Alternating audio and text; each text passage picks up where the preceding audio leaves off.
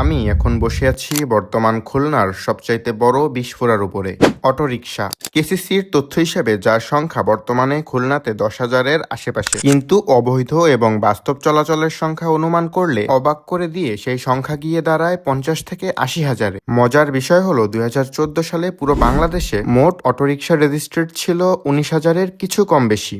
এখন কথা হলো খুলনার সাথে কি এমন ঘটলো এই 10 বছরে যে রাস্তায় মানুষ থেকে অটোরিকশা বেশি। তো চলেন সেই গল্প শোনাই।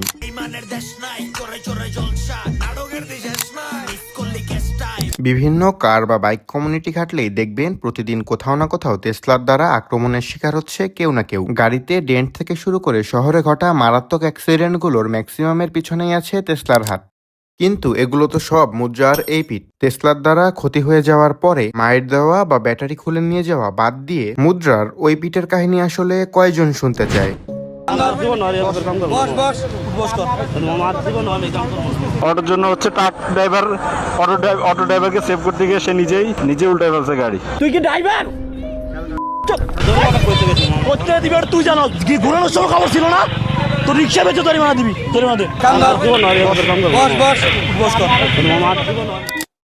ইনি মোহাম্মদ আলমগীর। পেশায় বর্তমানে ইনি একজন অটোরিকশা চালক।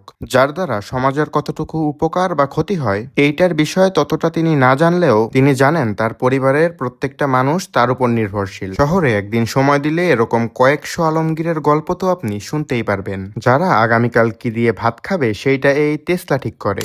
কিন্তু বেশি দিন না, 2014 এবং 15-র দিকে গেলেই এই মানুষগুলোর গল্পই ছিল অন্যরকম। খুলনার অর্থনীতি ছিল তখন মিল কেন্দ্রিক। Crescent, Platinum, Daulatpur jute mill সহ নিউজ প্রিন্টের মতো একাধিক মিলকে কেন্দ্র করে চলত এই জনপদ। জেলা অর্থনীতির প্রায় 20 থেকে 25%-এর মতো সরাসরি কর্মসংস্থানের প্রধান উৎস ছিল জুট মিলসগুলো।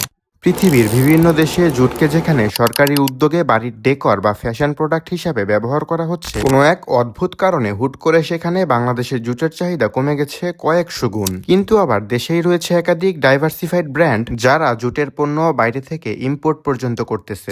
জুট মিলের উপর নির্ভরশীল 20 থেকে 25% মানুষের 15% এখন শহরে বা অন্যান্য কর্মসংস্থান খুঁজে নিলেও বাকি 10% এখনো হিমশিম খায় নিজের সংসার চালাতে।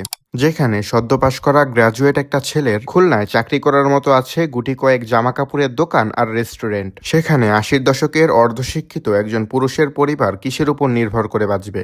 এখন যদি বিবেক আর মিডিল ক্লাস সেন্টিমেন্ট দিয়ে চিন্তা করেন, অটোরিকশাকে আপনি চাইলেও হুট করে শহর থেকে ফেলে দিতে পারবেন না। আর যদি আপনার গাড়িকে ডেন্টের হাত থেকে বাঁচাতে ফেলেও দেন, তখন বিষয়টা মিলগুলো বন্ধ হয়ে যাওয়ার মতো অবস্থা তৈরি করবে, বা কিছু ক্ষেত্রে তার থেকেও ভয়াবহ ইম্প্যাক্ট ফেলবে। বেড়ে যাবে সঞ্চার, ডাকাতি সহ সব রকম ক্রাইম। কারণ পেটের ক্ষুধা তো আর সমাজের সুশীলতা দিয়ে জাস্টিফাই করতে পারবেন না।